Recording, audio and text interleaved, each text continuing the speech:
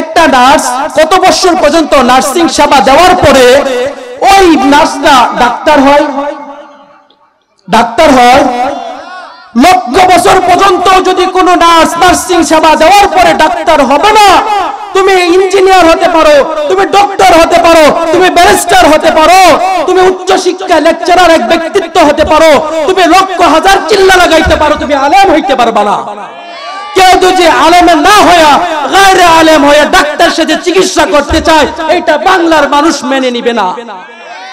এই জন্য বর্তমান সরকার আর প্রশাসনকে বলতে চাই এই কথা, আপনাদের ইশারায় দেশ চলবে, পার্লামেন্ট আপনারা চালাবেন, আপনারা সুষ্ঠু নির্বাচন করেন, কিছুদিন পরে নির্বাচন হবে, নির্বাচনী সরকার আসবে, আপনারা সুষ্ঠু নির্বাচন করেন, আপনারা রাস্তাঘাটের উন্নয়ন করেন, আপনারা জাতির সেবা করতে থাকেন, আপনাদের কোনো বাধা নাই, আপনারা জাতির রাহাবরি করবেন না, আপনাদের ইশারায় পার্লামেন্ট চলবে, দেশ চলবে, নাগরিক চলবে, ওলামায়ে কেরাম তাদের নেতৃত্ব, ওলামায়ে কেরাম দিন তাদের জিম্মায় থাকবে, রাষ্ট্র থাকবে আপনাদের জিম্মায়, পার্লামেন্ট আপনাদের জিম্মায়, আর দিন হচ্ছে ওলামায়ে কেরামের জিম্মায়। ওলামায়ে কেরামের কাছ থেকে কেনা গেল, জবানের কারণে চলে গেল, ওদের জবানের কোনো দাম নাই, ওরা বলবে আপনাকে মিষ্টি ভাষায় এসে বলতে থাকবে, আপনাকে আইসা আপনাকে কষ্ট দিতে থাকবে। এই জন্য কাদিয়ানিয়া সাদিয়ানিদের সঙ্গ কখনো নিব না, নিব না কি? কখনো নিব না। যুবক ভাইয়েরা আমার, তোমরা তো জীবনকে আজকে এখানে সুন্দর মাহফিলে এনজাম করছো, আলহামদুলিল্লাহ। ইচ্ছা করলে মুরব্বীরা বলুন, ওদের পক্ষে বলুন যে ওরা ইচ্ছা করলে এখানে যাত্রা গানের ব্যবস্থা করতে পারতো কি পারতো না? পারতো কি পারতো না? ওরা তো এটা করে নাই। কেন করে নাই জানেন? ওলামায়ে কেরাম এর মহব্বতে, মাদ্রাসা দ্বীনি খেদমতের মহব্বতের কারণে ওরা যাত্রা গানের প্যান্ডেলে যায় নাই। ওরা আজকে দ্বীনে তাফসীর কোরআনের মাহফিলের ব্যবস্থা করেছে, তাতে খুশি না বেজার? খুশি না বেজার? খুশি।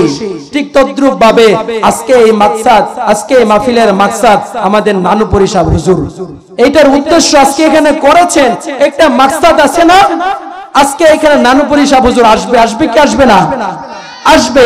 নানুপুরি সাহেব আসবে, আসার পরে কি আপনারা প্যান্ডেল করছেন না করবেন? নাকি নানুপুরি সাহেব আসছে পরে প্যান্ডেল করছেন আপনারা আগে? আলহামদুলিল্লাহ, রব্বে কাবার দরবারে অসংখ্য অগণিত শুকর। আজ সুলতান ফাউন্ডেশন কর্তৃক আয়োজিত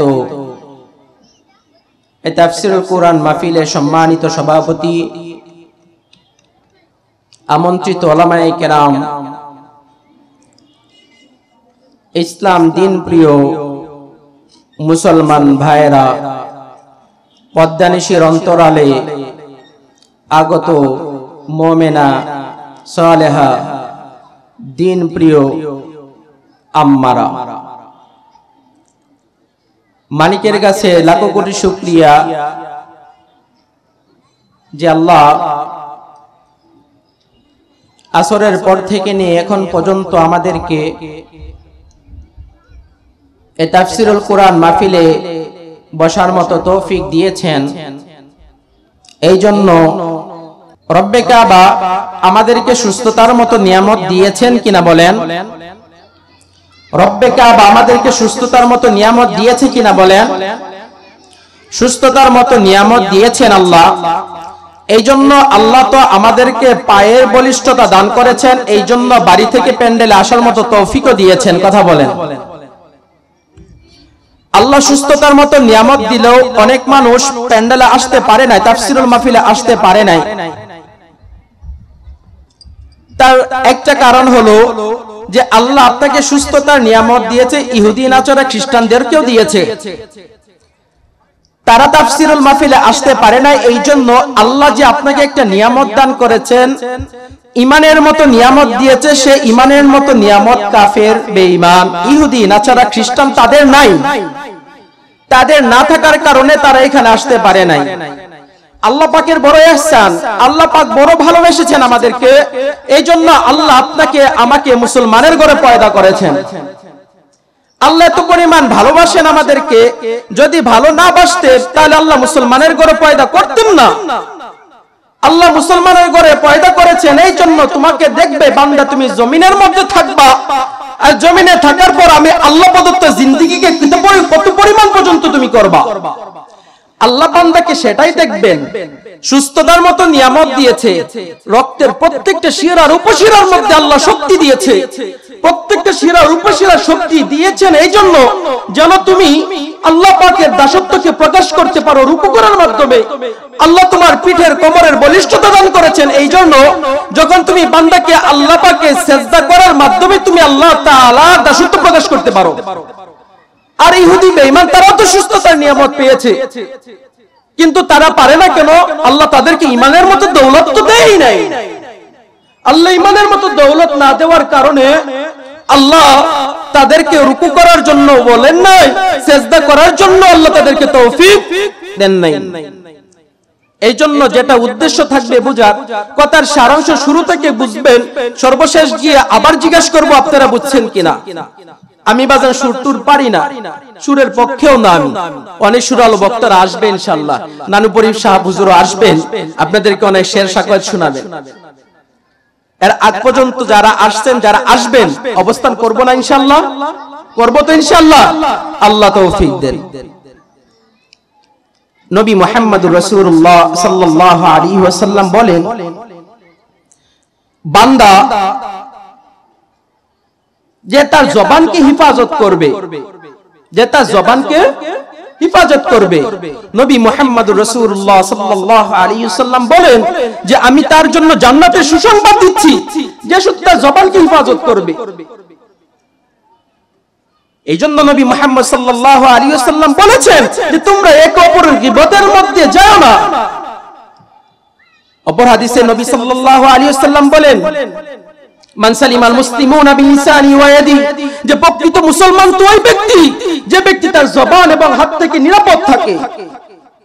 নবী বলেন যে প্রকৃত মুসলিম তো ওই ব্যক্তি যে ব্যক্তি তার জবান এবং হাত থেকে অপর মুসলমান নিরাপদ থাকে। কিন্তু আফসোসের বিষয় কি জানেন বাজান, যে আমার জবান থেকে সবচেয়ে বেশি অত্যাচারিত হয় আমার ঘরের বউ। কথা বলেন না কেন?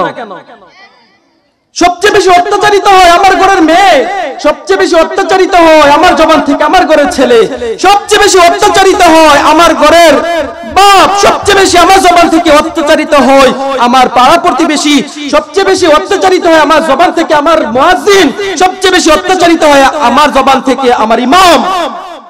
হয় কি না বলেন? ইমাম মুয়াজ্জিন অত্যাচারিত হয় না? কথা বলেন না কেন? হয়নি? ৭,০০০ টাকার বেতন দিয়ে লক্ষ টাকার জারি দাও। ইমাম মুয়াজ্জিনকে ৭,০০০ টাকার বেতন দিয়ে লক্ষ টাকার জারি দাও। জবান থেকে কি তোমার মুসলমান ভাইকে নিরাপদ রাখতে পারলা? নিরাপদ তো রাখতে পারলা না। তো নবীজির হাদিস মোতাবেক দেখা গেল এই কথা যে প্রকৃত মুসলমান ওই ব্যক্তি যে ব্যক্তি তার জবান থেকে অপর মুসলমানকে নিরাপদ রাখে। আমি তো নিরাপদ রাখতে পারতেছি না, আমি নিরাপদ তো রাখতে পারতেছি না আমার জবান থেকে আমার মুসলমান ভাইকে। যদি মুসলমানকে তুমি অপর মুসলমানকে তোমার জবান থেকে হিফাজত করতে না পারো, রব্বে কাবার কসম, রাসূল হাদিসের ভাষ্য অনুযায়ী তুমি প্রকৃত মুসলমান হইতে পারবা না। এই জন্য আজকে আত্মর কণ্ঠের বলিষ্ঠ অহমিকা দেখাচ্ছ তুমি। আজকে সমাজের নেতা তুমি, তোমার কথাকে সবচেয়ে বেশি বলিষ্ঠতা দান করেছেন বিদায় আজকে তুমি দাপটশালী হইয়া আজকে তুমি প্রত্যেক জায়গার ভিতরে ক্ষমতা তোমার জবানকে পরিচালনা করতেছো। এইটার জন্য মালিক জবান তো দেয় নাই, মালিক জবান এই জন্য তো দেয় নাই, মালিক জবান দিয়েছেন তার পবিত্রতার ঘোষণা করার জন্য। কিসের ঘোষণা বলুন তো? মালিক দিয়েছেন তার জবানের পবিত্রতা ঘোষণা করার জন্য। সুন্দর একজন পয়গম্বর ছিলেন ইউনুস, ইউসুফ আলাইহিস সালাতু ওয়াস সালাম। বলুন তো নবীর নাম কি? ইউসুফ আলাইহিস সালাতু ওয়াস সালাম। সুন্দর একজন নবী ছিলেন ইউসুফ আলাইহিস সালাতু ওয়াস সালাম, ছিলেন কিনা বলেন?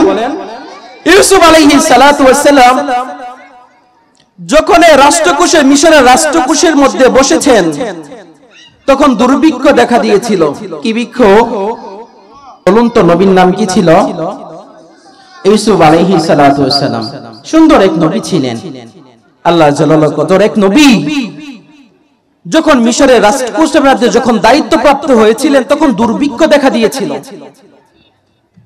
ইউসুফ আলাইহিস সালাতু ওয়াস সালাম প্রত্যেক ব্যক্তিকে তখন ত্রাণ দিচ্ছিলেন, এক প্যাকেট করে ত্রাণ দিচ্ছিলেন।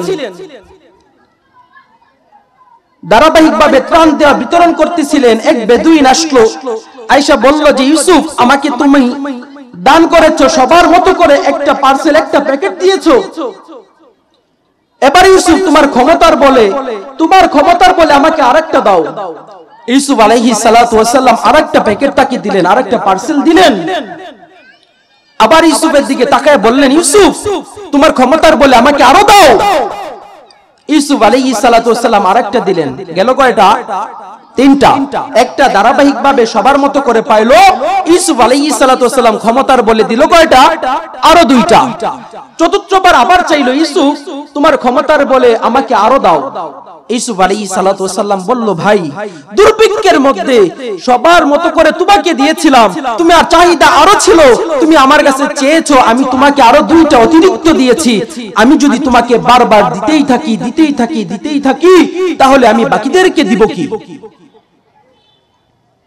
তখন ওই বেদুইন লোকটা ইউসুফ আলাইহিস সালাতু ওয়াস সালাম চেহারার দিকে তাকায়া বলল, ইউসুফ যদি তুমি জানতা আমি কে, তাহলে আমি যতবার চাইতাম এতবার পর্যন্ত তুমি দিতা, আমি যতবার চাইতাম এতবার তুমি দিতেই থাকতা, কখনো তুমি নিষেধ করতা না। ইউসুফ আলাইহিস সালাতু ওয়াস সালাম জানতে চাইলেন যে এই বেদুইন লোকটা কে। জিজ্ঞেস করলেন, ভাই তুমি কে? ইউসুফ আলাইহিস সালাতু ওয়াস সালামের প্রশ্নটা শুনে উনি দাঁড়ায়া বলতেছিল যে, ইউসুফ আমি তো ওই ব্যক্তি যে দুলনায় শুয়ে থাকা যে ছোট্ট একটা শিশু ছিলাম। ওই শিশুটা যখন ইউসুফ আলাইহিস সালাতু ওয়াস সালামের চরিত্রের ব্যাপারে যখন আজিজা মিশরের স্ত্রী জুলেখা যখন লুকমা দিয়েছিল, অবিপবিত্রতা ঘোষণা করেছিল, তখন ওই দুলনায় শুয়ে থাকা ছোট্ট শিশুটা ইউসুফ আলাইহিস সালাতু ওয়াস সালামের পবিত্রতার ঘোষণা দিয়েছিল। উনি বললেন যে দেখো, আমি তো দুলনায় শুয়ে থাকা ওই ছোট্ট শিশুটা যখন আজিজে মিশরের স্ত্রী জুলেখা তোমার অপবিত্রতা, তোমার চরিত্রের ব্যাপারে লুকমা দিয়েছিল, আমি তোমার পক্ষে তোমার পবিত্রতার সাক্ষী দিয়েছিলাম। ইউসুফ আলাইহিস সালাতু ওয়াস সালাম খুশ হইলেন। খুশ হইয়া বান্দাকে দিতে 155 মণ পর্যন্ত দিয়েছেন। কত দিলেন? কত দিল? 155 মণ পর্যন্ত দিয়েছিলেন। আল্লাহ সাথে সাথে জিবরিলকে নাজিল করে দিলেন। আর দেরি করলেন কে জিবরিলকে নাজিল করতে? জিবরিল আলাইহিস সালাতু ওয়াস সালাম আসলেন। আসার পর ইউসুফকে জিজ্ঞাসা করলেন, পয়গম্বর প্রত্যেক মানুষকে তো তুমি একটা করে দিয়েছো, কয়টা করে? একটা করে দিয়েছো, তাহলে ওই ব্যক্তিকে তুমি পরিমাণে বাড়াইয়া দিলা কেন? আল্লাহ জানতে চাইছেন, আল্লাহ জানতে চেয়েছেন কেন বাড়িয়ে দিয়েছো? ইউসুফ আলাইহিস সালাতু ওয়াস সালাম বললেন, ভাই জিবরিল আমি ওই ব্যক্তিকে এই জন্য দিয়েছি, তার প্রতি আমি খুশ হয়েছি, আমি তার প্রতি খুশি হয়েছি, এই জন্য আমি তাকে এত পরিমাণ দিয়েছি। জিবরিল জিজ্ঞাসা করলেন, কে কারণে খুশি হয়েছে, কারণটা কি? বলল, সে আমার পবিত্রতার ঘোষণা করেছিল যখন আজিজের মিশরের স্ত্রী জুলেখা আমার চরিত্রের ব্যাপারে কথা বলেছিল, ওই ছোট্ট শিশুটা দুলনায় শুয়ে থাকা আমি ইউসুফের পবিত্রতার ঘোষণা করেছিল। জিবরিল জিজ্ঞাসা করলো যে ইউসুফ তোমার জীবনের মধ্যে থেকে তোমার জীবনের পবিত্রতার ঘোষণা ওই ছোট্ট শিশুটা কতবার দিয়েছিল? বলল, ওই ছোট্ট শিশুটা আমার জীবনের পবিত্রতার ঘোষণা একবার দিয়েছে। কতবার? একবার দিয়েছে। জিবরিলকে আল্লাহ আকাশে তুলে নিলেন, জিজ্ঞাসা করলেন, কি বলে দিল? আল্লাহ তো জানেন। আবার জিজ্ঞাসা করলেন, বলল আপনার পয়গম্বরের সাথে এই ঘটনা ঘটেছে। আল্লাহ জিবরিলকে আবার জমিনে নাজিল করলেন ইউসুফের সাথে। ইউসুফ আয়েশা যখন আবার জিজ্ঞাসা করলো, ইউসুফ তোমার জীবনের পবিত্রতার ঘোষণা তো একবার করেছিল। আমার বোঝানোর উদ্দেশ্য এটা, আল্লাহ জবান দিয়েছিলেন অপর মুসলমানকে নিরাপদ রাখার জন্য। কথা বলেন, অপর মুসলমানকে নিরাপদ রাখার জন্য আল্লাহ জবান দিয়েছেন। আল্লাহ জবান দিয়েছেন আল্লাহর পবিত্রতা ঘোষণা করার জন্য। কথাটা বুঝে থাকলে বলুন তো, ইউসুফের জীবনের মধ্য থেকে তার পবিত্রতার ঘোষণা ছোট্ট শিশুটা কতবার দিয়েছিল? একবার। আল্লাহ জিবরিলকে আবার নাজিল করলেন। নাজিল করার পর আয়েশা ইউসুফকে আবার জিজ্ঞাসা করলেন। ইউসুফ আলাইহিস সালাতু ওয়াস সালামকে বললেন, ইউসুফ তোমার জীবনের পবিত্রতার ঘোষণা তো মাত্র একবার দিয়েছিল, তাই না? তো আল্লাহ সুসংবাদ জমিনে প্রত্যেকটা মানুষের জন্য এখন নাজিল করেছেন, এই সুসংবাদ দিয়েছেন যে প্রত্যেকটা মানুষ যখন নামাজের জন্য আল্লাহু আকবার বলে দাঁড়ায়া যায়, সানা সুবহানাকা তাকে যখন শুরু করে দেয়, আল্লাহর পবিত্রতার ঘোষণা করে কি করে না? আপনি যখন নামাজে দাঁড়ান সানা পড়েন কি পড়েন না? কথা বুঝেন নেই। সানা পড়ে কি পড়ে না? প্রত্যেক মুসল্লি ইমাম সহ পড়ে কি পড়ে না? যখন বান্দাটা নামাজে আল্লাহু আকবার বলে দাঁড়ায় গেল, সানা থেকে নিয়ে যখন শুরু করলো আল্লাহর পবিত্রতার ঘোষণা, ওই বান্দাটা রুকুতে যায়া আল্লাহ তাআলার পবিত্রতার ঘোষণা করে কি করে না? করে কি করে না? যখন বান্দাটা সোজা হয়ে দাঁড়ায়, ওই জায়গার ভিতরে আয়েশা আল্লাহর প্রশংসা করে আল্লাহর পবিত্রতার ঘোষণা করে কি করে না? আল্লাহর ওই বান্দাটা যখন সিজদায় যায়, সিজদায় যাওয়ার পরে ওই বান্দাটা আল্লাহর আবার পবিত্রতার ঘোষণা করে কি করে না? কথা বুঝে থাকলে বলুন তো, ইউসুফ আলাইহিস সালাতু ওয়াস সালামের জীবনে কতবার ঘোষণা ছিল পবিত্রতার? একবার। কতবার? একবার ছিল। আর আপনি আমি যখন যতবার নামাজে দাঁড়াই, বান্দা আসরের নামাজ, ফজরের নামাজ পড়ে, জুহুর পড়ে, আসর পড়ে, মাগরিব পড়ে, এশার নামাজ পড়ে, পড়ে কি পড়ে না? নফল নামাজ পড়ে, তাহাজ্জুদের মধ্যে দাঁড়ায়া যায়, বিতরির নামাজের মধ্যে যখন বান্দা দাঁড়ায়া যায়, প্রত্যেক রাকাত থেকে সালাম ফিরানোর আগ পর্যন্ত মালিকের প্রশংসা আর পবিত্রতা আছে না নাই? আল্লাহ এইটাই বুঝিয়েছেন, আল্লাহ জিবরিলকে বলে দিয়েছেন, তাহলে আমার বান্দার কাছে এই সুসংবাদ তুমি পৌঁছাও যে বান্দাটা ইউসুফের জীবনে একবার পবিত্রতা ঘোষণা করার কারণে ইউসুফ তার প্রতি খুশি হয়ে 155 মণ দান করেছিল, আর আমার বান্দা আমাকে তার জীবনের ছোট্টবেলা থেকে নিয়ে একদম মৌতের আগ পর্যন্ত বান্দা ফজরের নামাজ পড়ে, জুহুর পড়ে, আসর পড়ে, মাগরিব পড়ে, এশা পড়ে, শনিবার পড়ে, রবিবার পড়ে, সোমবার পড়ে, মঙ্গলবার পড়ে, বুধবার পড়ে, বৃহস্পতিবার পড়ে, জুমার দিন পড়ে, মাসকে মাস পড়তে থাকে, বছরকে বছর পড়তে থাকে, তার জীবন পর্যন্ত পড়তেই থাকে, মালিকের পবিত্রতার ঘোষণা করতেই থাকে, আমি আল্লাহ তাকে খুশি হইয়া জান্নাত দিবে না তো দিব কাকে? আল্লাহ জান্নাত আপনাকে আমাকে দিবে না তো দিবে কাকে? আল্লাহ দিবে কেন? যে বান্দার প্রতি একবার খুশি হয়েছিল ইউসুফ আলাইহিস সালাম। কতবার? একবার। আপনার জীবনে কথা বুঝে থাকলে বলুন তো, যে আপনার জীবনে কতবার পবিত্রতার ঘোষণা করছেন? কতবার করেছেন? চিন্তা লাগানো যায়।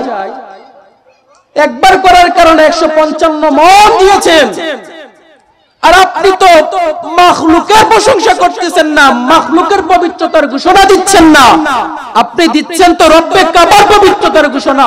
রব্বে কাবা এটাই বুঝাতে চাচ্ছেন যে আমি বান্দাকে তার প্রশংসা করার কারণে জান্নাত দিব না তো দিব কাকে? এই জন্য কথা বুঝে থাকলে বলুন তো, জবান দিয়েছেন আল্লাহ মুসলমানকে কষ্ট দেওয়ার জন্য। কিসের জন্য? কষ্ট দেওয়ার জন্য। কষ্ট দেওয়ার জন্য কথা বলে না সবাই। কষ্ট দেওয়ার জন্য আল্লাহ জবান দিয়েছেন, মুসলমানকে কষ্ট দেওয়ার জন্য না, অপর মুসলমানকে নিরাপদ রাখার জন্য জবান দিয়েছেন। আল্লাহ জবান দিয়েছেন আল্লাহর পবিত্রতার প্রশংসা ঘোষণা করার জন্য। এই জন্য এই জবান দিয়েই তো পৃথিবীর সর্বপ্রথম গুনাহ করেছে কে জানেন? বলবো পৃথিবীর সর্বপ্রথম গুনাহ হচ্ছে কি? কিবির, অহংকারের গুনাহ। কিসের গুনাহ? অহংকারের গুনাহ। আর সেই অহংকারের গুনাহটা জবান দিয়ে করছে কে? ইবলিস। কে করছে? ইবলিসে করেছে। ইবলিসে পৃথিবীর সর্বপ্রথম গুনাহ হচ্ছে অহংকারের গুনাহ। পৃথিবীর সর্বপ্রথম গুনাহ করেছে ইবলিস। ইবলিস গুনাহ করেছে। আর মানুষ এই গুনাহটা সবচেয়ে বেশি তখনই করে যখন বান্দা বেশি সুখে পড়ে যায়। কিসে পড়ে ভাই? যখন সুখে পড়ে যায় বান্দা সবচেয়ে বেশি, তখন ওই ব্যক্তিটা ওই অহংকারের গুনাহ করে। ফেরাউন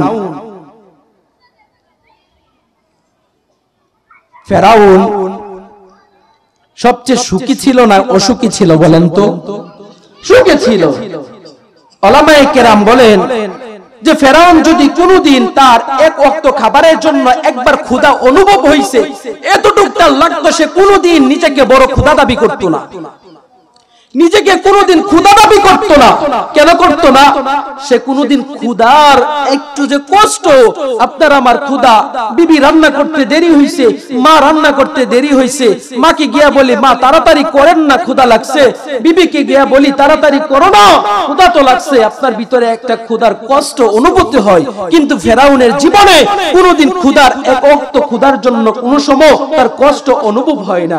যদি হইতো কোন সময়, তাহলে ফেরাউন কখনো নিজেকে বড় ক্ষুধা দাবি করতো না। সে কখনো নিজেকে বড় ক্ষুধা দাবি করতো না। হাসান বসরি রহমাতুল্লাহি আলাইহি বড় তাবী ছিলেন, নাম শুনছেন নি আপনারা? 313 জন সাহাবী সহবত প্রাপ্ত তাবী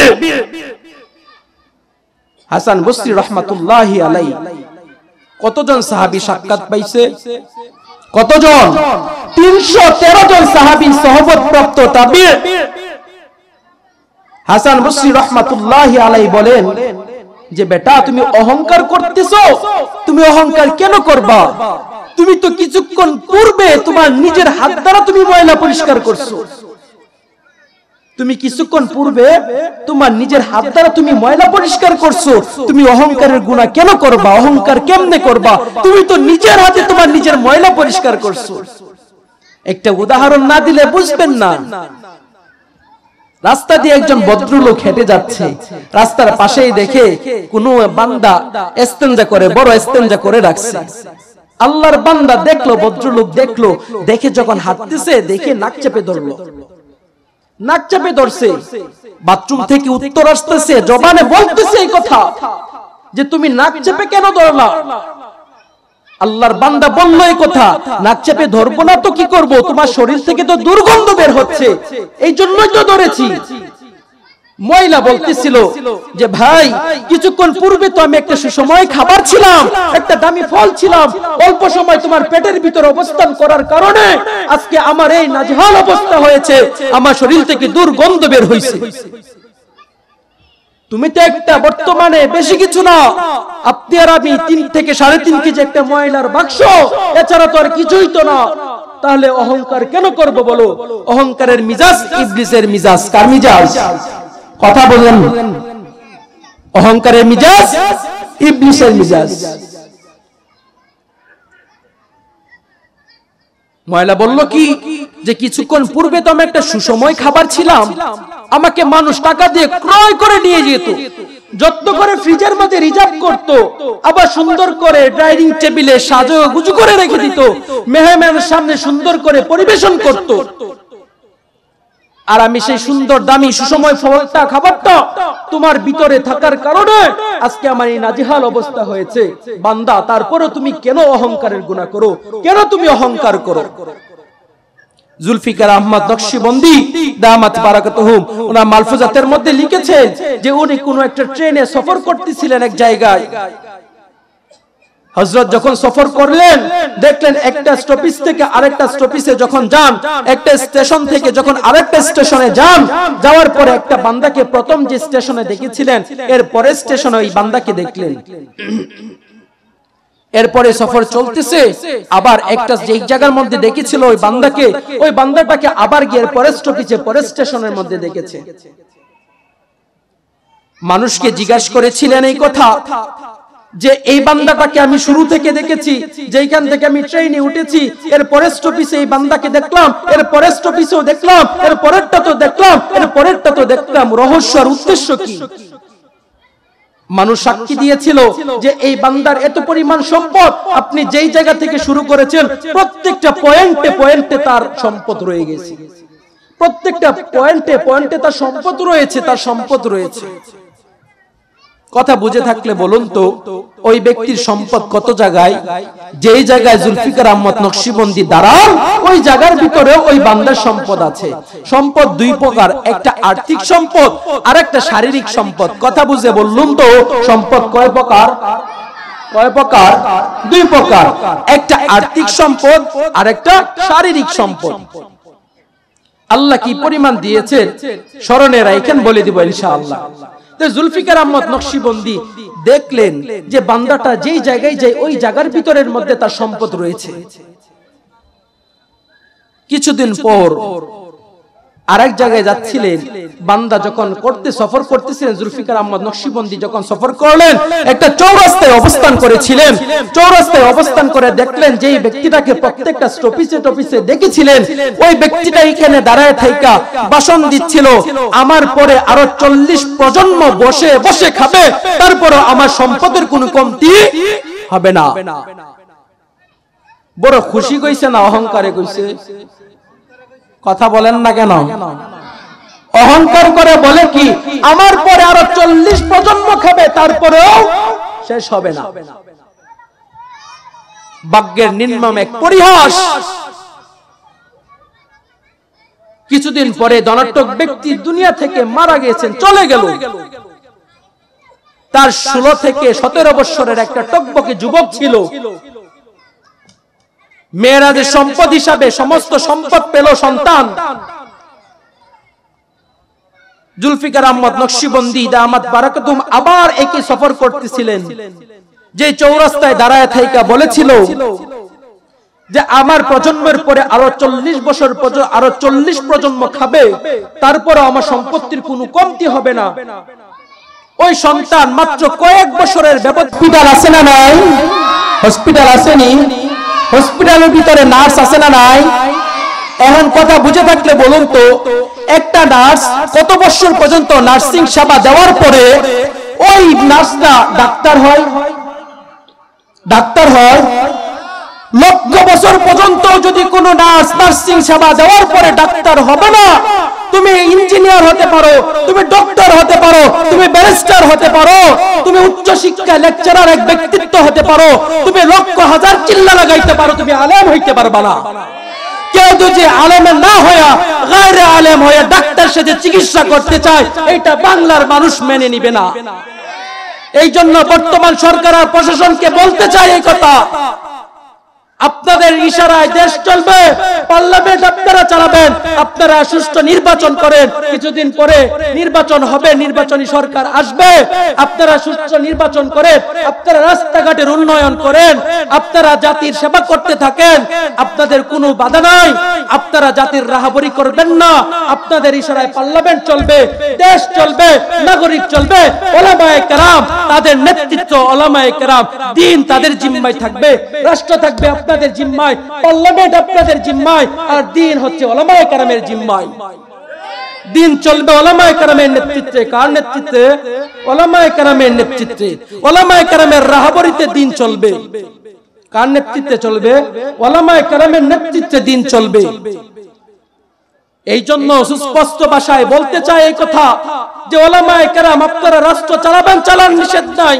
আপনারা জাতিকে রাহাবরি করবেন, রাষ্ট্র ভিতরে থাইকা করবেন, কোনো নিষেধ নাই। আপনার ছেলেকে ইংরেজি শিক্ষায় শিক্ষিত করবেন, কোনো নিষেধ নাই। আফসোস একটা কথা না বললেই নয়, আপনি লক্ষ টাকা খরচ করে আপনার ছেলেকে বড় ইঞ্জিনিয়ার বানাইলেন, ইংরেজি শিক্ষায় শিক্ষিত করলেন, আর একটা ছেলেকে যখন আপনি মাদ্রাসা পড়াইতে যান, কোন মৌলবীর হাতে ন্যস্ত করে দেন, ওই মৌলবীকে তুমি 200 টাকা দাও, অথচ ইংরেজি শেখানোর জন্য তোমার ছেলেকে হাজার লক্ষ টাকা খরচ করলা। ওই আল্লাহর বান্দা, তোমাকে তোমার সন্তান বৃদ্ধাশ্রমে দিবে না তো দিবে কাকে? বলো, তোমার সন্তান তোমাকে বৃদ্ধাশ্রমে দিবে না তো দিবে কাকে? কারণ তুমি লক্ষ টাকা খরচ করে তোমার ছেলেকে ইঞ্জিনিয়ার বানিয়েছো। কথায় কথায় ইংরেজি বলে, বাংলা বলতেও পারে না। আমরা এই কথা বলতে চাই না। তোমার ছেলে স্কুলে পড়বে, কলেজে পড়বে, বাস তুমি মুসলমান, তোমার জমিনের ভিতরে, বাংলার জমিনে তুমি মুসলমান হয়ে থাকবা। তোমার সন্তান মুসলমানের ঘর থেকে জন্ম নিয়েছে। যদি তোমার সন্তানের জীবনটা জন্মের সময় আজান দিয়ে, ডান কাতে আজান, বাম কানে একামত দিয়ে তোমার জীবনটা, তোমার সন্তানের জীবন শুভ আগমন করে থাকো, তাহলে সুস্পষ্ট ভাষায় আমরা এই কথা বলতে চাই, বাংলাদেশে প্রত্যেক বছরে যখন এসএসসি পরীক্ষা দেয় 15 থেকে 20 লক্ষ, কত লক্ষ? কথা বুঝেন না? কত লক্ষ? 15 থেকে 20 লক্ষ জেনারেল জাগরণী শিক্ষায় শিক্ষিত হচ্ছে আমার ভাই। আর আমাদের হায়াতুল আলিয়ার মধ্যে মাত্র 35 থেকে 40 হাজার, মাত্র পুরা বাংলাদেশে 35 থেকে 40 হাজার ছাত্র মাদ্রাসায় পড়ে। আমরা তাদেরকে পড়াই। আমরা এই জন্যই তো মেহনত আমাদের প্রতি আমাদের ওলামায়ে কেরাম করেন, কারণ 98% ইংরেজি শিক্ষায় শিক্ষিত হচ্ছে, মাত্র 2% মাদ্রাসায় লেখাপড়া করে। ইংরেজি শিক্ষা কত পার্সেন্ট? কথা বুঝেন নাই? ইংরেজি শিক্ষায় শিক্ষিত হচ্ছে 98%, মাদ্রাসা শিক্ষা, ইলমে শিক্ষায় শিক্ষিত হচ্ছে মাত্র 2%। যারা ইংরেজি শিক্ষায় শিক্ষিত হচ্ছে 98% মুসলমান, ওদের ওযুর ফরজ জানা দরকার নাই। ওযুর ফরজ জানা দরকার আছে নি? গোসল জানা দরকার আছে নি? তায়াম্মুম জানা দরকার আছে? ফরজ নামাজ জানা দরকার আছে? জুমা সহিভাবে পড়া জানা দরকার আছে? আপনার সন্তান পড়তেছে 98%, ইংরেজি শিক্ষায় শিক্ষিত হচ্ছে, মাত্র 2% মাদ্রাসায় লেখাপড়া করতেছে। আমরা সেই কথা বলবো না আপনার ছেলেকে ডাক্তার বানায়েন না, ইংরেজি শিক্ষায় শিক্ষিত করেন না, ইংরেজি শিক্ষা তাকে করেন, তাকে ডাক্তার বানান, ব্যারিস্টার বানান, তাকে আপনি উকিল বানান, আমাদের পক্ষ থেকে কোনো নিষেধ নাই। আমরা সুস্পষ্ট ভাষায় আপনাদের কাছ থেকে আওয়াজ শুনতে চাই, আপনার মুসলমান, আপনি মুসলমান হয়ে জমিনে থাকবেন, আপনার ছেলে যেন অন্তত আপনি মওতের পরে আপনার গোসলটা যেন আপনার ছেলে দিতে পারে। এরকম হওয়া দরকার নাই। আপনার ছেলে এরকম মুসলমান হোক এরকম চান না, নাকি এরকম মুসলমান হবে যে বক্তৃতার মঞ্চের মধ্যে দাঁড়ায় থেকে বলবে ঈদুল ফিতরে জানাজার নামাজ, বলে কি ঈদুল ফিতরে জানাজার নামাজ, স্টেজে দাঁড়ায় থেকে বলে লাকুম দীনুকুম ওয়ালিয়া দিন, বুখারী শরীফের হাদিস। আপনার ছেলে এরকম মুসলমান হোক, আপনি এটা চান? আপনার ছেলে এরকম মুসলমান হোক এটা চান? আপনি তো এটা চান না, আমরা এটা চাই। যদি আপনার সন্তানের জীবনটাকে আপনি জন্মগ্রহণের করার পর মুসলমান হয়ে জন্মগ্রহণ করেছেন, আপনার ছেলের জীবনটাকে আপনি উদ্বোধন করেছেন ডান কানে আজান, বাম কানে ইকামত দিয়া, আমরা বলবো এই কথা, আপনাদের কাছ থেকে আওয়াজ শুনতে চাই এটার যে 95%, 99, 98% যদি ইংরেজি শিক্ষায় শিক্ষিত হয় আমাদের ভাইয়েরা, তাদের জীবনের ভিতরে গোসলের ফরজ জানবে, তারা ডক্টর হবে, ইঞ্জিনিয়ার হবে, ব্যারিস্টার হবে, আমাদের তাতে কোনো আফসোস নাই। আমরা সুস্পষ্ট ভাষায় এই কথার আওয়াজ আপনাদের কাছ থেকে শুনতে চাই যে প্রাইমারি থেকে ইউনিভার্সিটি পর্যন্ত প্রত্যেকটি শিক্ষার মধ্যে ধর্মীয় শিক্ষা বাধ্যতামূলক করতে হবে। যদি ধর্মীয় শিক্ষা বাধ্যতামূলক না করে, তাহলে আপনার ছেলে স্টেজের ভিতরে দাঁড়াবে, বক্তৃতার মঞ্চে দাঁড়ায় থেকে বলবে ঈদুল ফিতরে জানাজার নামাজ, লাকুম দীনুকুম ওয়ালিয়া দিন, বলবে বুখারী শরীফের হাদিস। এরকম মুসলমান কেন হবে? জাফর ইকবালের অনুসারী মুসলমান হইতে দেওয়া যাবে না। জাফর ইকবাল বলে এই কথা, মুসলমান কই থেকে আসলো? মানুষ আসলো কোথায় থেকে? তারা তো বানরের জন্য, তারা তো বানর থেকে আসছে। মুসলমান কখনো বানর থেকে আসে নাই। আর বানর থেকে যারা এই কথা বলে, আর বানর ওলারা কোনদিন জান্নাতে যাবে না, বানর ওলারা জান্নাতে যাবে না, বানর ওলারা জান্নাতে যাবে না। এই জন্য কথা বুঝে থাকলে বলুন তো, আমার ছেলে মুসলমান হিসাবে জমিনে থাকবে, আমার ছেলে আমার কাফন দাফন পরাবে, আমার জানাজা দিবে, এরকম মুসলমান বানানো লাগবে কি লাগবে না? যদি লাগে তাহলে আপনার আমার সূচির, পাঠ্যসূচির মধ্যে প্রাইমারি থেকে ইউনিভার্সিটি পর্যন্ত ধর্মীয় শিক্ষা বাধ্যতামূলক করতে হবে। যদি ব্যাঙের নাচ পেন শেখানো হয়, যদি রামরাজ্য কিচ্ছা কাহিনী, রাম রামায়ণের কিচ্ছা কাহিনী যদি কাহিনী শোনানো হয়, তাহলে কি ধর্মীয় শিক্ষা হলো? ধর্মীয় শিক্ষা হলো? ধর্মীয় শিক্ষা তো আর থাকলো না। এই জন্য আপনার আমার থেকে আওয়াজ থাকবে কি যে প্রাইমারি থেকে ইউনিভার্সিটি পর্যন্ত প্রত্যেক সিলেবাসে ধর্মীয় শিক্ষা বাধ্যতামূলক করতে হবে। যদি না করো, ওলামায়ে কেরাম কিন্তু এখনো দাঁড়িয়ে আছে, ময়দান ছাড়ে নাই। ওলামায়ে কেরাম এখনো ময়দান ছাড়ে নাই। ওলামায়ে কেরামকে কতদিন পর্যন্ত নিবা? ভাবতেছো ধরে নিয়ে চলে যাইবা? আসলে এখন কে প্যান্ডেলে বাধা দিবা? কে থামাবা বক্তৃতার মঞ্চ? এখন তো কেউ নাড়াচাড়া দেও না। এই জন্য সুস্পষ্ট ভাষায় আমরা বলতে চাই, আমাদের ভাইয়েরা জমিনে থাকবে, বাংলার জমিনে থাকবে, বাংলাদেশের নাগরিক হিসেবে বৈধতা নিয়ে থাকবে, হিন্দু বৈধতা হিসেবে থাকবে, আমাদের কোনো বাধা নাই। নাচারা ইহুদি খ্রিস্টান সবাই বৈধতা হিসাবে থাকবে, তারা এইখানে থাকবে, তারা পূজা মণ্ডপের ভিতরে পূজা করবে, আমাদের কোনো বাধা নাই। কারণ তারা বাংলাদেশের রাষ্ট্রীয় সুখ নিয়ে থাকতেছে, রাষ্ট্রীয় পারমিশন নিয়ে থাকতেছে, তারা পূজা করবে, আমাদের কোনো বাধা নাই। আমাদের সিংহা বারবার আমাদের প্রধান কার্যালয়ে বিচারপতির আসন গ্রহণ করছে কি করে নাই? মুসলমান ছিল, মুসলমান ছিল, মুসলমান হয় নাই। আপনার এলাকায় হিন্দু বৌদ্ধ এরকম এমপি মন্ত্রী চেয়ারম্যান হয় না? হয় না? কেন দেন আপনারা ভোট? আপনারা দন্তে এই কারণে আপনি ভোটটা দিচ্ছেন, কারণ সে তো বাংলাদেশের একজন নাগরিক এই জন্য দিচ্ছেন তারা বাংলার জমিনে নাগরিকত্ব নিয়ে থাকবে, তা আমাদের কোনো বাধা নাই, আমাদের কোনো সমস্যা নাই। আমাদের সমস্যা ওই জায়গার মধ্যে শুধু থাকবে। আপনার আমার জীবন থেকে নিয়ে একদম সুষ্ঠু আওয়াজ দিতে হবে একটা, যে তারা এই জায়গার ভিতরে থাকবে, বাংলাদেশে বৈধতা নিয়ে থাকবে, তারা পূজা করবে, আমাদের কোনো আফসোস নাই, আমাদের কোনো সমস্যা নাই। বরং যদি কেউ সমস্যা করে আমরা পাহারাদারি করে তাদেরকে সাহায্য করব। কিন্তু কাদিয়ানি বাংলার জমিনের মধ্যে থাকবে, তারা কোনো সময় ইসলামী বৈধতা নিয়ে তাদের মসজিদের উপাসনার নাম কোনো সময় মসজিদ দিবে, এটা বাংলার মুসলমান মানবে না। যদি সুইজারল্যান্ডের মধ্যে থেকে কুরআনকে নিয়ে আজকে হোলি বল খেলা হয়, কুরআনকে আগুন দিয়ে পুড়িয়ে দেওয়া হয়, এইটা যদি হয়ে থাকে, এটা সুইডেনের কোনো অভ্যন্তরীণ বিষয় না, এটা কোনো ব্যক্তির মত প্রকাশের বিষয় না, এটা কোনো ব্যক্তির খেয়াল দেওয়ার বিষয় না, এটা মুসলমানের কলিজার মধ্যে আগুন লাগানোর বিষয়। এই জন্য কেউ কুরআনের বিপক্ষে কথা বলবে, ধরবেন আর দেখবেন। এই জন্য উলামায়ে কেরাম বলে এই কথা যে মানুষ শয়তান আর জিন শয়তানের মধ্যে পার্থক্য আছে না নাই?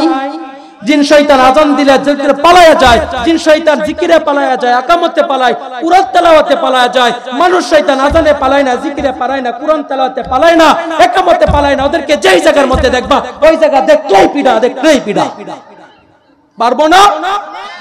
এই জন্য মেরে মোহতারাম ভাই দোস্ত, এই জন্য আপনার আমার জীবনটার মধ্যে থেকে আমার সন্তানকে সুশিক্ষিত করতে হবে।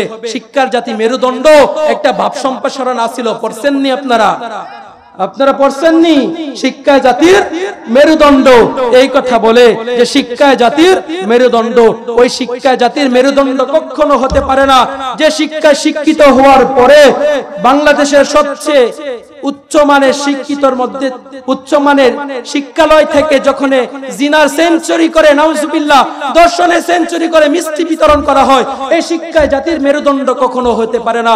যে শিক্ষায় জাতির মেরুদণ্ড ঘোষণা দিচ্ছ, যে শিক্ষায় শিক্ষিত হওয়ার পরে মা বাবাকে বৃদ্ধাশ্রমে পাঠিয়ে দেয়, এই শিক্ষায় কখনো জাতির মেরুদণ্ড হইতে পারে না। যে শিক্ষা গ্রহণ করার পরে তুমি আজকে বলতেছো জাতির মেরুদণ্ড, আর যে শিক্ষা শিক্ষিত হওয়ার পরে বাংলাদেশের নিজের সম্পত্তিকে, বাংলার জমিনের রাষ্ট্রের সম্পত্তিকে তুমি বিদেশে পাচার করে বেগম পাড়ায় বাড়ি করো, ওই শিক্ষা জাতির মেরুদণ্ড হইতে পারে না।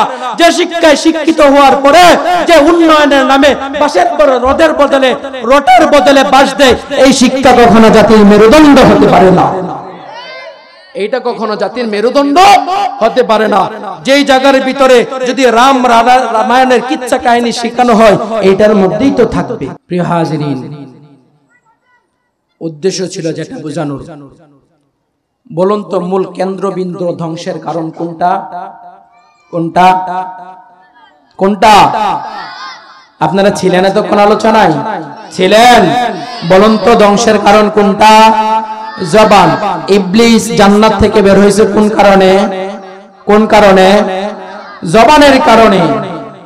ইবলিস জান্নাত থেকে বের হয়েছে কেন? জবানের কারণে। কাদিয়ানি কাফের হলো কেন? জবানের কারণে। এতায়াতিরা উলামায়ে কেরামের কাছ থেকে চলে গেল কেন? সাতপন্থীরা কেন গেল? উলামায়ে কেরামের কাছ থেকে কেন গেল? জবানের কারণে চলে গেল। ওদের জবানের কোনো দাম নাই। ওরা বলবে আপনাকে, মিষ্টি ভাষায় এসে বলতে থাকবে আপনাকে, আইসা আপনাকে কষ্ট দিতে থাকবে। এই জন্য কাদিয়ানিয়া সাদিয়ানিদের সঙ্গ কখনো নিব না। নিব না কি? কখনো নিব না। যুবক ভাইয়ারা আমার, তোমরা তো জীবনকে আজকে এখানে সুন্দর মাহফিলে ইনজাম করছো, আলহামদুলিল্লাহ। ইচ্ছা করলে মুরব্বিরা বলুন, ওদের পক্ষে বলুন যে ওরা ইচ্ছা করলে এখানে যাত্রা গানের ব্যবস্থা করতে পারতো কি পারতো না? পারতো কি পারতো না? ওরা তো এটা করে নাই। কেন করে নাই জানেন? উলামায়ে কেরাম এর মহব্বতে, মাদ্রাসা দ্বীনি খেদমতের মহব্বতের কারণে ওরা যাত্রা গানের প্যান্ডেলে যায় নাই। ওরা আজকে দ্বীনে তাফসীর কোরআনের মাহফিলের ব্যবস্থা করেছে, তাতে খুশি না বেজার? খুশি না বেজার? খুশি।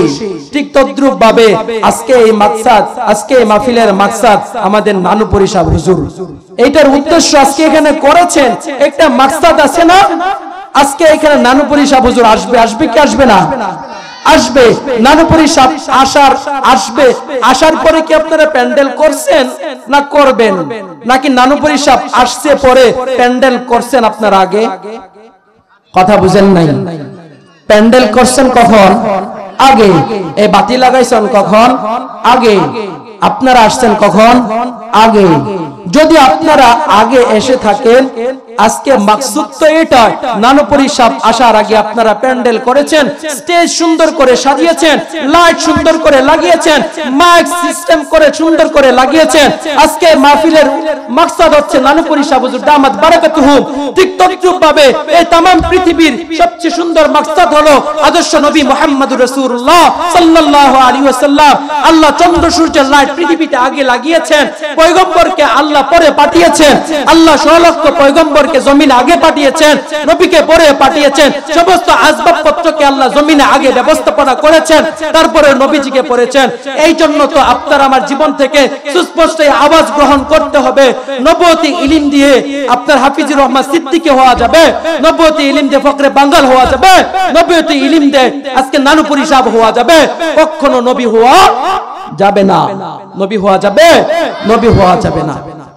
এই জন্য আপনার আমার জীবন থেকে সুন্দর একটা আওয়াজ তুলবো যে আপনার আমার জীবনের রাহবরি করবে ওলামায়ে কেরাম। কারা করবে ভাই? ওলামায়ে কেরাম। আপনারা এখানে সুলতান ফাউন্ডেশন নাম শুনছেন নি?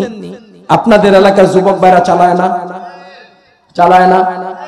আল্লাহ কিয়ামতের ময়দানে বলবেন যে আমি তোমার কাছে খাবার চেয়েছিলাম, তুমি খাবার দাও নাই। বলবে আল্লাহ আপনি তো খাবার গ্রহণ করেন না, কখন চাইলেন? আল্লাহ বলবেন আমি পানি চেয়েছিলাম, তুমি পানি দাও নাই। আল্লাহ বলবেন আমি পানি চেয়েছিলাম, পানি দাও নাই। বান্দা বলবে আল্লাহ আপনি তো দান করেন না, আপনি তাহলে বিপাসিত কখন হইলেন? আল্লাহ বলবেন এই কথা দেখো, আমার যখন একটা তৃষ্ণার্ত বান্দা তোমার কাছে পানি চাইছিল, যদি তুমি তাকে দিতা তাহলে আমি আল্লাহ তাআলার জন্য গ্রহণ করেছিলাম।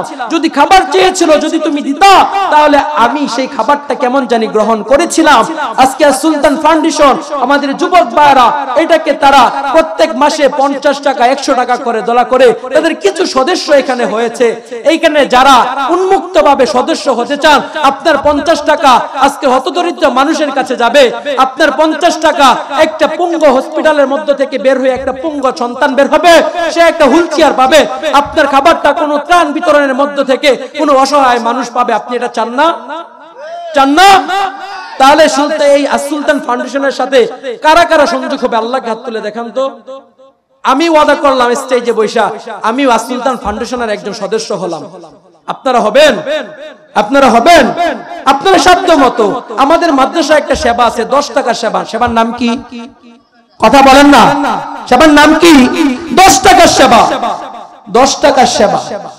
ওই 10 টাকা আমাদের ভাইয়ারা প্রত্যেক মাসে, আমাদের ছাত্ররা 10 টাকা করে প্রত্যেক মাসে জমা দেয়।